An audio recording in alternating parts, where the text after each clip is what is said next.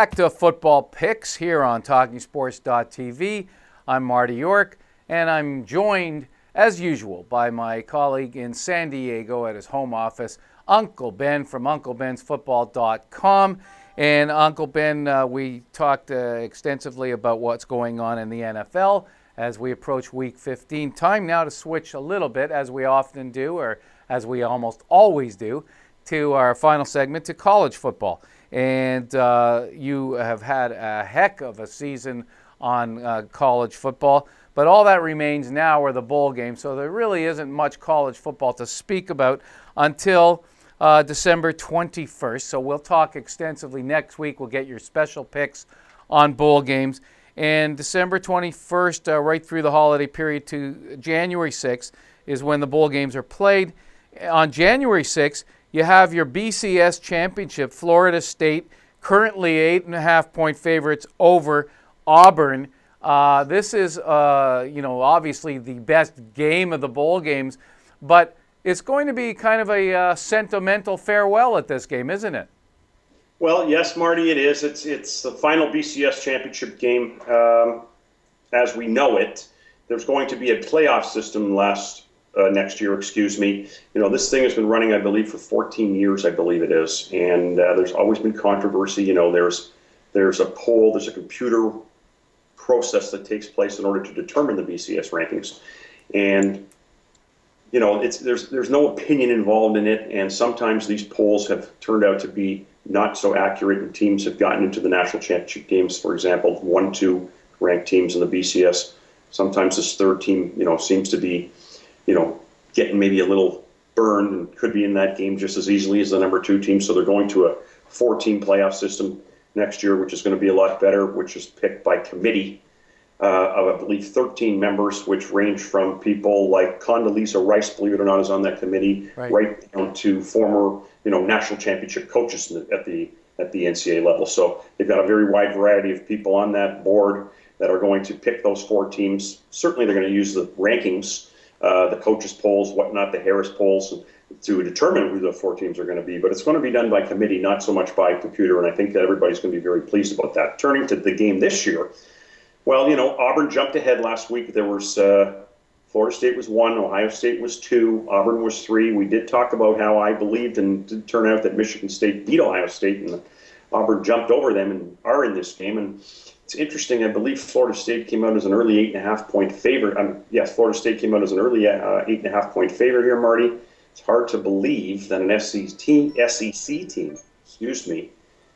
that's won 7. That conference has won 7 national championships in a row as an 8.5-point dog at this stage in the game. I know it's very early. There's a month to be played still. I don't know how you feel about this game, Marty, and what you thought about the SEC and how this whole game developed last week. What are your thoughts on that before we talk about the bowls in general? Well, I mean, I think Florida State is unquestionably a dominant team. I like Winston. I think now that he's got this problem settled where he isn't being charged, the charges were dropped on sexual assault. I think this kid is for real. I think he might be the best player in college. But Auburn is unbelievable. I mean, they seem to be able to what they did with Alabama was incredible, and Auburn seems to be able to defy the odds.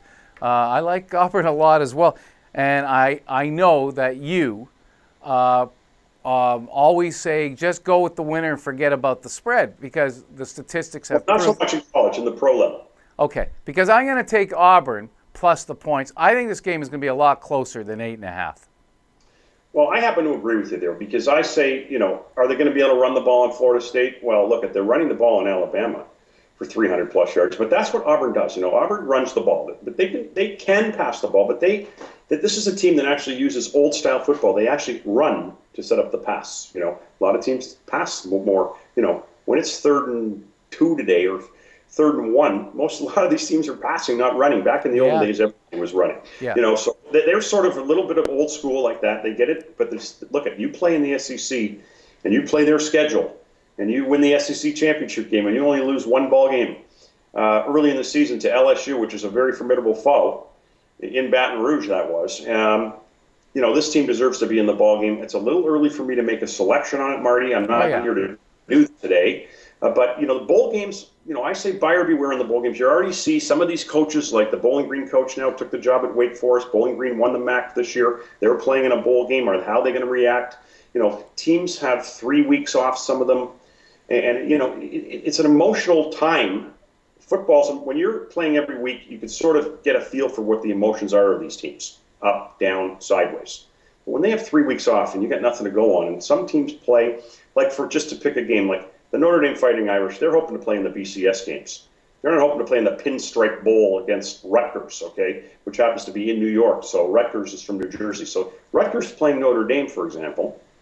And I'm not familiar with the point spread on these games. I haven't really looked at them, Marty. It was a pleasure to have a week off of looking at college football, actually, after 15 straight weeks of looking at it. But when I look at that game, I say Rutgers, just for an example of what we're talking about, emotions, they're going to be high as a kite for this game. Playing in their home turf against a Notre Dame Fighting Irish team that has no business and has no interest in playing this game, I say, just those types of things are hard to project. Yeah. Okay. And makes the bowl games a little more difficult sometimes to predict the outcomes. So the bowl games are hard to pick, but Uncle Ben won't let that deter him. He's going to pick the best he can. He's going to research in the next week. When we reassemble for football picks here on TalkingSports.tv, he will have some good picks for you. You can be sure about that, and you'll be able to get your fill of college football right here on Football Picks Talking Sports. That's going to wind up things for our show today. Again, I want to say thank you to Uncle Ben. Uncle Ben, enjoy the weekend, week 15 of the NFL. We'll see you next week here on Talking Sports, and we'll get, like I said, we'll get your college picks and your NFL picks, and until then, you take it easy. Lots of luck, and same to you viewers out there. I'm Marty York here in Toronto. On behalf of Uncle Ben in San Diego, thanks for looking into Football Picks. See you next week.